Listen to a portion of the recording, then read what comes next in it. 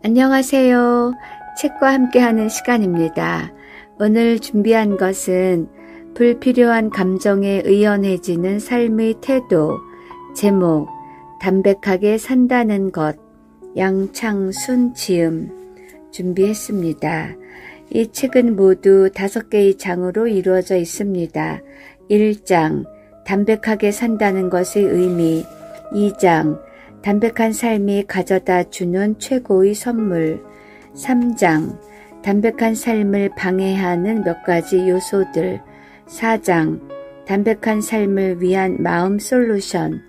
5장, 담백하게 지금 이 순간을 살아가는 법.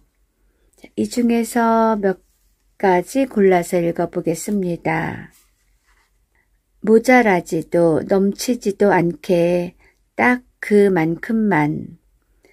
얼마 전 내과 전문의인 선배로부터 흥미로운 이야기를 들었다. 우리 몸을 이루는 기관 중 심장과 근육은 자기에게 딱 필요한 만큼만 포도당을 섭취하고 나머지는 내치는 기제가 작동하는데 간은 그렇지 않다는 것이었다. 따라서 너무 많은 음식, 특히 단 것이나 탄수화물 등을 과하게 먹거나 운동을 하지 않으면 지방간이 생기기 쉽다고 한다.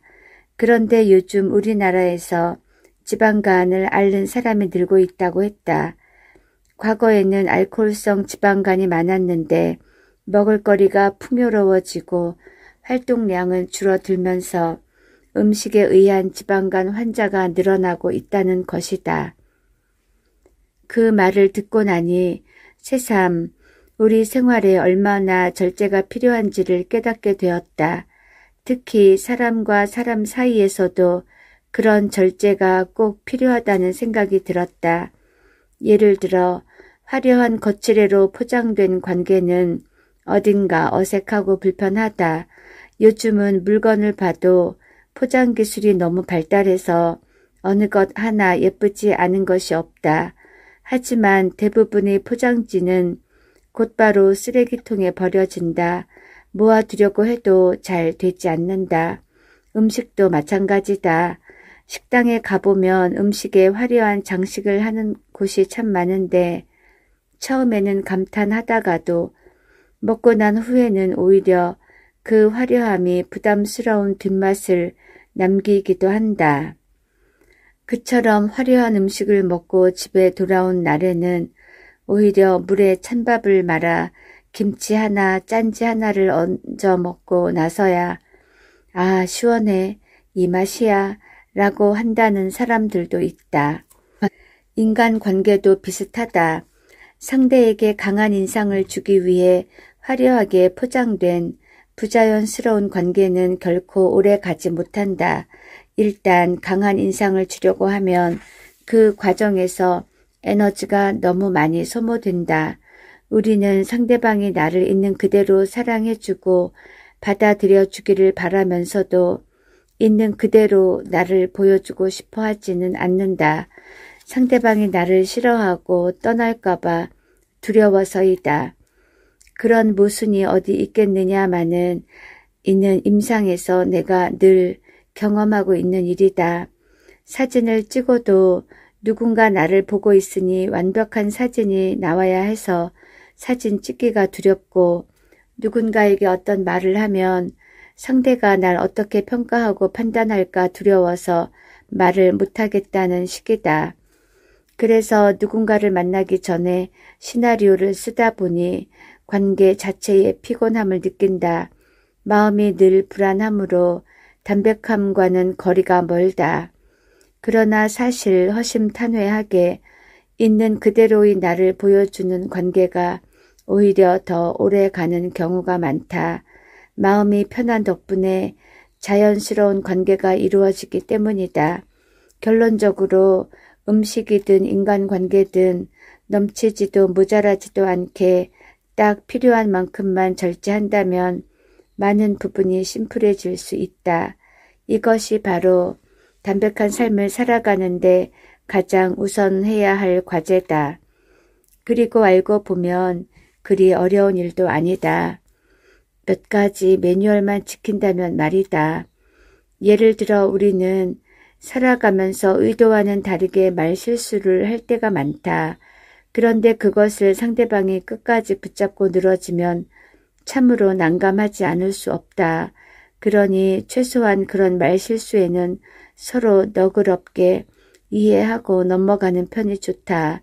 우리가 10마디를 하면 그 중에서 쓸데있는 말은 사실상 한두 마디밖에 안 되기 마련이다. 즉, 그 한두 마디가 나오려면 쓸데없는 말 8마디가 필요하다는 뜻이다. 인간관계도 꼭 그렇다. 10사람을 만나면 마음에 드는 사람은 한두 명이 고작이다. 그런데 내가 만나는 10명의 사람들과의 관계에서 모두 완벽하게 성공해야 한다고 바란다면 그보다 더 피곤한 일이 어디 있겠는가. 그런 마음으로 실수와 단점에 대해 여유로워진다면 일도 인간관계도 더 담백해지지 않을까 싶다.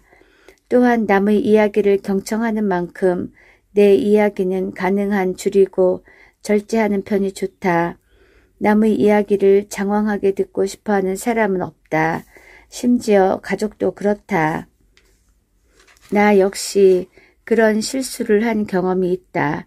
지금 생각해도 얼굴이 뜨거워질 정도다. 언젠가 지인을 통해 나를 꼭 만나고 싶어 한다며 연락을 해온 사람이 있었다. 나 역시 평소 그 사람에게 호감이 있던 터라 만남이 쉽게 이루어졌다. 문제는 그 다음이었다. 그 무렵 나는 개인적인 일로 몹시 힘든 시간을 보내고 있었다. 상황이 그렇다 보니 나도 모르게 그 사람을 앞에 두고 처음부터 끝까지 내 힘든 이야기만 하고 말았다. 물론 그 사람이 편안한 표정으로 경청해 주었기에 가능한 일이었다. 하지만 헤어지고 돌아서는 순간 그제야 아차 싶었다. 속으로 대체 내가 무슨 짓을 한 거야? 라는 비명이 절로 나왔다. 어디 땅속으로라도 꺼지고 싶은 심정이었다. 상대방이 날 만나자고 했을 땐 그 나름대로의 용건이 있을 터였다. 그런데 나 혼자 아무런 경계선도 없이 내 이야기만 정신없이 늘어놓았으니 그가 얼마나 당황했을까 싶다. 지금만 같아도 그런 실수에 대해 곧장 사과할 용기를 낼 수 있었을 것이다. 그러나 그 당시에는 부끄러움이 너무 커서 그럴 수 없었다. 결국 그 일은 내 인생을 통틀어 가장 후회되는 경험 중 하나로 남고 말았다. 다행히 그 일 덕분에 2번 다시 비슷한 실수를 하지 않으려 노력하고 있으니 적절한 교훈은 얻은 셈이다. 마지막으로 너무 애쓰며 살아가지 말라고 이야기하고 싶다. 우리는 누구나 심리적으로 슈퍼맨 혹은 슈퍼우먼이 되고 싶다는 욕구를 가지고 있다. 그러나 어른이 되어 조금만 살아보면 그것이 이룰 수 없는 꿈임을 깨닫게 된다. 하지만 여전히 그런 환상을 버리지 못한 채 매사에 전전긍긍하며 살아가는 사람이 많다. 그들은 남과 나를 비교하며 자책 모드를 가동하는 것으로 하루를 시작하고 마감한다. 담백한 삶 같은 건 애초에 머릿속에 없다. 그러면서 무슨 수를 써서든지 항상 자신을 몰아붙여야만 성공할 수 있다고 믿는다. 그런 사람들은 알아야 한다. 열정과 독선, 확신과 아집이 종이 한 장 차이듯 그런 사람들은 알아야 한다. 열정과 독선, 확신과 아집이 종이 한 장 차이이듯 삶에 최선을 다하는 것과 자신을 몰아붙이는 것은 비슷해 보여도 엄연히 다르다는 것을 말이다. 최선을 다한 사람은 결과가 어떠하든 기쁜 마음으로 받아들인다. 반면 몰아붙이기만 하는 사람은 실패했을 때 내가 그만큼 애썼으면 당연히 성공해야 하는 거 아니야? 라고 세상을 원망한다. 자신을 도와주지 않은 것 같은 상대를 미워하기도 한다. 비수와 같은 자책 모드로 스스로를 불행하게 만들고 만다. 이런 사람들의 경우 마음의 평화를 아예 경험할 수 없다는 것이 문제다. 언젠가 차 안에서 어느 가수가 행복하자 아프지 말고 라고 노래하는 것을 들은 적이 있다. 그때 난 나도 모르게 스스로에게 이렇게 중얼거리고 있었다. 담백하자, 애쓰지 말고. 자존심은 내가 사는 집이다. 담백하게 살면 좋은 점이 또 있다. 그중 하나가 굳이 자존심을 세워가며 허세를 부리지 않아도 된다는 점이다. 자존심은 쉽게 비유하자면 내가 사는 집이다. 집이 튼튼하면 지진도 견뎌낼 수 있다. 겉보기에는 화려하지만 속이 튼튼하지 않은 집은 작은 규모의 지진에도 흔들리고 심지어 무너지기까지 한다. 그런 것처럼 자존심이 낮으면 살아가면서 겪는 작은 일들이나 남들의 별것 아닌 평가에도 쉽게 흔들릴 수 있다. 겉으로는 허세가 가득하지만 내면은 늘 전전긍긍하며 살아간다. 어느 책에선가 할리우드 배우 톰 크루즈의 인터뷰를 본 적이 있다. 내용은 다음과 같았다. 그렇다면 건강한 자존심이란 무엇일까? 첫 번째는 내가 내 집의 주인이듯이 내 삶의 주인은 나 자신이라는 사실을 이해하는 것이다. 두 번째는 우리가 집을 정성껏 가꾸지 않고 버려두면 폐허가 되듯이 나 자신을 방치하지 않고 끊임없이 가꾸어 나가는 것이다. 세 번째는 집에서 가장 중요한 것이 안정과 평화이듯이 내 마음도 마찬가지라는 사실을 알고 실천하려 노력하는 것이다. 네 번째는 내 집을 스쳐 지나가는 사람들의 말을 무시해도 좋은 것처럼 내가 곤경에 처했을 때 내 주위에 남지 않은 사람들의 평가를 과감히 무시하는 것이다. 마지막으로 집이 감당하기 어려울 정도로 크면 청소하기 벅찬 것처럼 인생에서 지나치게 많은 것으로 나를 파괴하지 않는 것도 건강한 자존심이다. 나는 오로지 내 눈으로 보고 내 귀로 듣고 내 혀로 맛을 안다. 그러니 내가 내 눈을 보호하고 몸과 마음을 귀하게 여기지 않으면 안 된다. 그리고 뭐든지 혼자 스스로 해야 한다고 생각하고 끊임없이 배우고 도전할 줄 알아야 한다. 과거 K2에 오르는 과정에서 동료들이 배신을 경험한 어느 알피니스트가 쓴 글이 인상적이었다. 그 일을 잊고 나서 그는 오로지 자기 자신만을 믿게 되었다고 했다. 그는 남에게 기대하지 않고 무엇이든 혼자 결정을 내리는 일에 익숙해질 것, 무슨 일이든 자기 잣대로 판단할 것, 결정은 마지막 순간에 내가 하는 것이고 그 책임도 오롯이 내가 지는 것이라는 교훈을 얻었다고 했다. 반면 열등감과 자만심의 공존은 거의 대부분 실패를 불러온다. 심리 검사를 해보면 상반되는 두 특성이 비슷할 정도로 있을 경우 사람은 우유부단해진다. 예를 들어 새로운 것에 대해 호기심이 많으면서도 그만큼 실패에 대한 두려움도 큰 경우다. 그러면 10중 8구 시작했다가 이내 실패하면 어쩌지 하는 생각이 들어 결실을 맺지 못한다. 말 그대로 머리로만 행동하고 몸은 그 자리에 있는 셈이다. 자기 자신에 대해서도 마찬가지다. 열등감과 자만심이 공존하면 늘 바람 부는 대로 이리저리 흔들릴 수밖에 없다. 남들이 칭찬해주면 그래, 난 정말 대단한 사람이야 라고 생각했다가 조금이라도 상대로부터 내가 바라는 반응이 안 나오면 급전직하 내가 뭐 그렇지 하고 자기 비하에 빠지곤 한다. 자만심은 신체로 비유한다면 마음의 비만이다. 반대로 열등감은 마음의 영양실조 상태다. 따라서 내 마음에 필요한 영양소가 무엇인지 살펴 부족한 것은 채우고 지나친 것은 덜어내는 작업을 해야 한다. 그러면서 그래, 내가 이 부분에 대해서는 모자라고 이 부분은 잘하지 라고 두 부분을 통합해야 한다. 이것이 바로 건강한 자존심이다.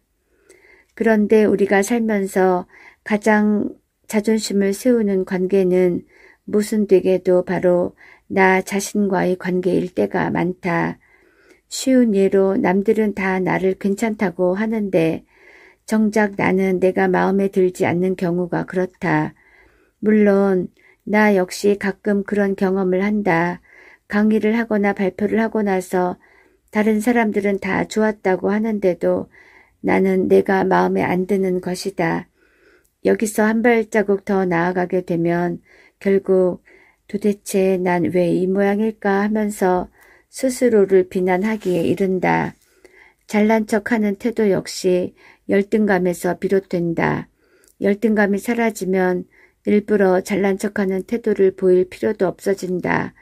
따라서 열등감은 싹이 보이려고 하는 즉시 없애버리는 것이 가장 좋다. 그러기 위해서는 내가 태어나서 지금까지 경험한 모든 것이 나를 만든다고 받아들여야 한다. 부족하면 부족한 대로, 잘한 것은 잘한 대로, 있는 그대로의 나를 수용하고 이해하는 자세, 이것이 나의 열등감과 자만심을 치유하고 내가 사는 나의 집, 자존심을 견고하고 멋지게 짓는 첫 걸음이다. 내 인복은 내가 만들어가는 편이 낫다. 경제적 어려움 때문에 자신이 원하는 대학에 가지 못하고 직장 생활 내내 열등감에 시달렸다는 사람이 찾아왔다. 하지만 그는 그 나름대로 열등감을 잘 극복해 사회적으로 성공하고 스스로 원하는 만큼 부자도 되었다. 문제는 그 다음이었다. 누구를 보든지 지적하고 야단치고 가르치려 드는 탓에 어느 누구도 그를 좋아하지 않았다. 그는 자신에게 문제가 있음을 전혀 인정하지 않았다. 오히려 왜 자기 주위에는 이렇게 못난 사람들이 많은지, 난 왜 이렇게 인복이 없는지에 대해서만 한탄했다. 상담을 하면서 가장 많이 듣는 이야기 중 하나가 인복이 없다라는 말이다. 그들은 한결같이 인복이 없어 불행하고 슬프다고 주장한다. 그런 말을 들을 때마다 나는 인복이란 대체 무엇인가 생각해 보게 된다. 흔히 인복이 있다는 말은 자신을 아낌없이 사랑해주고 물질적으로 풍요롭게 해주는 배우자나 부모 혹은 친구를 만났음을 의미한다. 또 사회에서 만나는 사람마다 자신에게 잘해주고 원하는 대로 이끌어주는 경우에도 인복이 있다고들 한다. 그런데 과연 우리가 살면서 그런 사람을 만날 확률이 얼마나 될까? 적어도 매우 낮은 것만은 확실하다. 그토록 많은 사람이 인복이 없다고 한탄하는 것만 봐도 그렇다. 그러므로 하루빨리 그런 사실을 자각하는 것이야말로 담백하고 편안한 인간관계를 해가는 방법 중 하나가 아닐까 싶다. 인복이라는 높은 기대치를 버리고 어떤 인간관계에서든 크고 작은 상처와 갈등이 늘 함께하기 마련이라는 사실을 받아들이는 것이다. 자연의 바람은 늘 사방을 오가며 불지만 우리는 그것을 잘 인식하지 못한다. 인생살이에도 바람 불지 않는 날은 거의 없다. 우리는 늘 인생의 바람 앞에 좌절하고 상처받는다. 그런데 많은 사람이 그것이 삶이고 인생이라는 사실을 받아들이지 못한다. 내 인생만큼은 직선으로만 곧게 뻗어나가기를 바라는 마음이 너무 커서다. 인복이 없다는 한탄도 그래서 나오는 것이다. 그렇다면 반대로 내가 직접 인복을 만들어 가겠다고 생각해 보는 건 어떨까? 거창한 전략은 필요 없다. 단지 누구의 인생에나 그러하듯 내 인생에도 바람은 분다는 것, 특히 상처와 갈등 없는 인간관계는 없다는 사실을 받아들이고자 노력하면 그것으로 충분하다. 그런 노력이 이어지다 보면 어느 순간 스트레스가 줄어들면서 인생을 바라보는 시각도 담백하고 편안해진다. 같은 사안을 두고도 마음이 편할 때와 스트레스로 가득 찰 때 엄청난 시각 차이가 발생한다. 작은 예로 내 마음에 여유가 있을 땐 누가 새치기를 해도 그래 급한 일이 있나 보다 하고 생각할 수 있다. 반대로 스트레스 때문에 속이 뒤집히기 일보 직전인데 누가 새치기를 했다면 어떨까? 나도 모르게 속에서 우욱하고 치미는 화를 누를 길이 없을 것이다. 그러므로 마음의 여유를 갖는 건 삶의 어느 순간에서든 정말로 중요하다. 인간관계도 담백해지므로 누구에게나 자연스럽고 편안하게 다가갈 수 있다. 우린 너나 할 것 없이 담백하고 편안한 사람에게 호감을 느낀다. 그리고 호감을 느끼는 상대에게 잘해주고 싶은 마음이 생기는 게 인지상정이다. 결과적으로 내 주위에 그런 사람이 많을수록 인복 있는 사람이 될 수 있다. 내 인복은 내가 만들어 갈 수 있다는 뜻이다. 흔히 저 인간 진짜 비호감이야 라는 평을 듣는 사람들을 보면 일정한 공통점이 있다. 솔직함을 표방하면서 상대방에게 지나치게 직설적으로 이야기하는 경우가 그렇다. 예를 들어 넌 키가 작잖아. 그런데 그 옷이 어울린다고 생각해? 라고 말하는 상대에게 호감을 갖기란 어렵다. 뭐든지 비난하는 어투로 말하거나 작은 일에도 사사건건 지적하고 따지는 사람들도 있다. 내 경우 대학 시절에 의학 용어 발음이 조금이라도 틀리면 그 자리에서 곧바로 지적하고 고쳐주어야 직성이 풀리는 동기가 있었다. 설령 좋은 의도를 갖고 있다고 해도 그런 사람과 지속적으로 상대하기란 여간 피곤한 일이 아니다. 이런 부류의 사람들을 만나면 그러면 넌 뭐가 다른데? 너도 키 작잖아. 라거나 그렇게 남 지적하면 똑똑해 보이는 줄 알지? 라고 반발심을 느끼는 게 당연하다. 그래서 이참에 한판 붙어 마라 하고 고민하기도 한다. 그래봤자 갈등만 더 커질 게 뻔하므로 그냥 참고 말긴 하지만 화가 나는 건 어쩔 수 없다. 그렇게 직설적이고 오만한 사람들을 만나면 그냥 지나치고 무시하는 게 가장 좋은 대응 방법이다. 언젠가 그들보다 더 강력한 적이 나타나 한 방에 무너질 수도 있으므로 스스로 인복을 내치는 사람들에게 내 소중한 에너지를 쓸 필요가 없다. 스스로 자신은 인복이 없다고 한탄하는 사람들 중에는 인간관계를 손쉽게 생각하는 경우가 더러 있다. 그런 사람들에게는 인류 최초로 달을 밟은 우주 비행사 버즈 올드린의 인터뷰를 들려주고 싶다. 우주 비행을 마치고 돌아온 그에게 기자는 이렇게 물었다. 이제 마지막으로 남은 미개척 분야가 어디인 것 같습니까? 그러자 그는 인간관계라고 답했다. 달 탐사보다도 어려운 인간관계를 내 맘대로 되지 않는다고 하여 인복이 없다고 한탄해선 안 되지 않을까. 최소한 골프나 테니스 훈련 아니면 외국어 학습에 들이는 만큼의 노력이라도 기울이고 나서야 원망할 자격도 생기는 게 아닐까 싶다. 누가 뭐래도 나는 내 편이어야 한다. 이 세상에는 더 많은 돈, 더 많은 권력, 더 많은 인기를 얻기 위해 동분서주하는 사람들이 참 많다. 그들은 원하는 바를 이루기 위해 빈틈없이 계획을 세운다. 간혹 그것을 실천하는 과정에서 마주한 불의 앞에 한쪽 눈을 감기도 한다. 누가 뭐래도 나는 내 편이어야 한다. 이 세상에는 더 많은 돈, 더 많은 권력, 더 많은 인기를 얻기 위해 동분서주하는 사람들이 참 많다. 그들은 원하는 바를 이루기 위해 빈틈없이 계획을 세운다. 간혹 그것을 실천하는 과정에서 마주한 불의 앞에 한쪽 눈을 감기도 한다. 물론 덜어는 성공을 이루기도 한다. 하지만 대부분은 원하는 바를 손에 다 넣지 못한다. 계획을 세우고 실천하느라 분주한 사이에 정작 내게 소중한 가치들을 다 놓치고 말기 때문이다.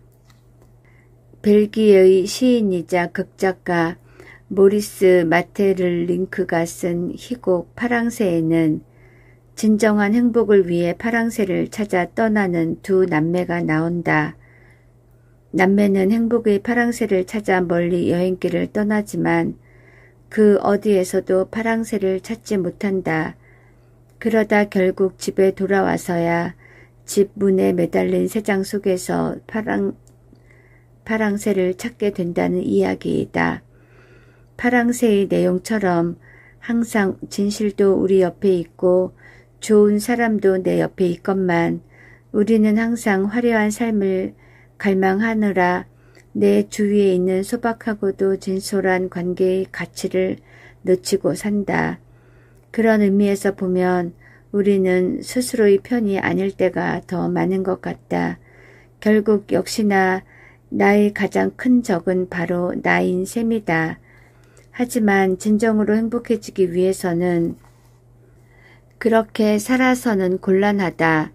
우리는 어떻게 해서든 나를 내 편으로 만들어 함께 힘을 합쳐 살아가야 한다. 좀 더 거창하게 말하면 어느 작가의 말처럼 스스로를 가장 믿을 수 있는 보스로 만들어야 하는 것이다. 그러기 위해 먼저 불필요한 생각과 감정들로부터 나를 지키는 기준을 만들어야 한다. 더불어 내게 그 불필요한 것들이 무엇인지도 구체적으로 알아야 한다. 우울증에 걸린 한 주부가 있었다. 나는 그녀에게 대체 무엇이 그렇게 고민이냐고 물었는데 약간 의외의 답이 돌아왔다.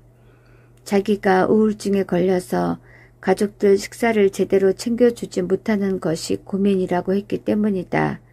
물론 그녀가 심성이 착한 사람이고 주부로서 가족을 챙기는 역할을 중요하게 생각하는 건 충분히 이해가 갔다. 하지만 우울증에 걸려 병원까지 찾아온 상황에서도 계속 그런 생각을 갖는 것은 문제가 있었다. 이는 자기가 가족을 위해 무언가를 해주지 않으면 가족이 자신을 인정해주지 않을 거라는 마음속 깊은 열등감이 원인이었다. 이 주부의 사례는 아이들이 공부를 못하면 부모가 자신을 싫어할 거라 생각해 성적표를 받고 가출해버리는 심리와 비슷하다. 이런 경우 주부나 학생이라는 역할은 내가 가진 것 중 일부분일 뿐이라고 생각하는 자세가 필요하다. 그것이 나의 전부라고 여기고 고민하는 것 또한 불필요한 생각이고 불필요한 기준이라고 밖에 할 수 없다. 그런가 하면 지나치게 세상으로부터 스스로를 격리시키고자 애쓰는 사람들도 있다. 물론 거기에는 태생적인 기질도 작용한다. 하지만 낮은 자존감이나 부족한 자기 확신으로 인해 세상을 멀리하고자 한다면 그 또한 자신을 적으로 만드는 행동이 되고 말 것이다. 예를 들어 한 청년이 도무지 사람들과 편안한 인간관계를 해나가기가 어렵다는 문제로 나를 찾아왔다. 준수한 용모에 몸가짐도 반듯했고 직장도 탄탄했다. 그 모습만 봐서는 주변 사람들 누구도 그가 관계에 어려움을 겪을 거라곤 상상하지 못할 거라는 생각이 들었다. 아니나 다를까 그 역시 이런 이야기부터 꺼내놓았다. 사람들은 제가 인간관계로 고민한다고는 전혀 생각하지 못할 거예요. 제게 이런저런 이유로 부럽다고 말하는 사람이 더 많으니까요. 그러나 그에게는 스스로 생각하기에 치명적인 약점이 있었다. 주변에서 아무리 부럽다느니 뭐니 해도 그는 스스로에게 확신을 갖기가 어려웠던 것이다. 사실 그는 어렸을 때부터 수줍음이 많았다. 특히 낯선 사람들 앞에서는 거의 한마디도 못할 만큼 뒤로 숨곤 했다. 학교에 다닐 때도 마찬가지였다. 가능하다면 최대한 누구의 눈에도 띄지 않고 중고등학교를 마치는 것이 소원이자 목표였다고 말했다. 교복 차림에 꾸부정한 태도로 땅만 보고 다니고 성적도 약간 뛰어난 정도로만 유지함으로써 그 목표를 이룰 수는 있었다. 그러나 대학에 진학하고 사회생활을 시작하면서 그런 태도는 아무래도 문제가 생겼다. 이성과의 문제에서도 마찬가지였다. 그의 겉모습을 보고 매력을 느낀 여자들도 많았다. 물론 그 중에는 그가 진심으로 좋아한 여자도 있었다. 문제는 그의 태도였다. 좋아하는 여자 앞에서 그녀를 좋아한다는 마음을 확실하게 어필하지 못하고 오히려 그 반대로 행동하곤 했다. 마치 상대방이 자신을 좋아해 주기를 바라기는커녕 그녀 자체가 흥미로운 존재도 못 된다는 듯한 태도를 보이곤 했다. 그의 문제는 역시 태생적인 기질에도 원인이 있었다. 기질적으로 남 앞에 나서는 걸 극도로 싫어하는 매우 내성적인 타입이었던 것이다. 더욱이 부모로부터 수시로 못난 아들이라는 취급을 받으면서 내성적인 증상은 더욱 굳어져 갔다. 한마디로 스스로를 조금도 믿을 수 없는 사람으로 성장해 왔던 것이다. 그에게는 수줍음 태도가 약점은 아니라는 것, 조금만 노력하면 눈부시게 빛을 발할 잠재력이 가득하다는 것을 일깨워주는 일이 무엇보다도 필요했다. 어느 정도의 기간이 지난 후 나는 그에게 살아보니 나까지 나를 스스로 낮출 필요가 없다는 것을 절실하게 깨달았다고 이야기해 주었다. 그 역시 그 무렵에는 내 말에 충분히 공감할 수 있는 마음 상태에 이르러 있었다. 내가 나 자신을 디스하면서 상대가 나를 존중해 주기를 바랄 수는 없는 법이다. 세상은 우리 스스로에 대한 판단을 그대로 받아들이는 경향이 있다라는 말이 괜히 나온 게 아니다.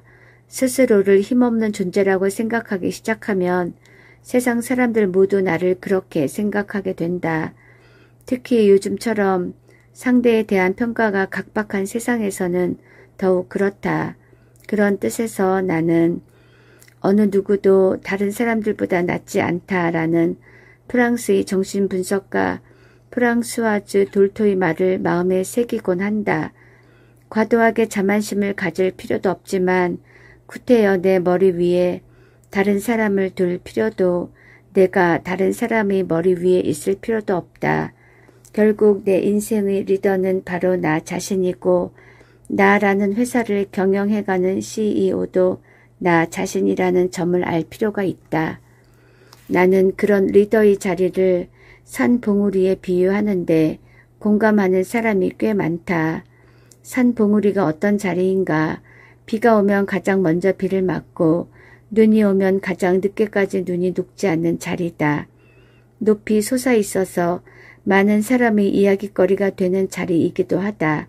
하지만 높이 솟아 있으니 남이 보지 못하는 산 중턱이나 산 아래는 물론이고 저 멀리 있는 것까지 다 내다볼 수 있는 그런 축복된 자리가 아니겠는가.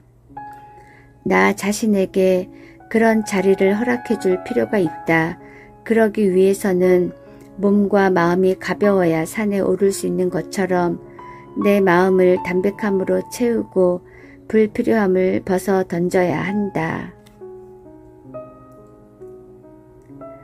불필요한 감정에 의연해지는 삶의 태도, 담백하게 산다는 것 중의 일부분이었습니다. 감사합니다.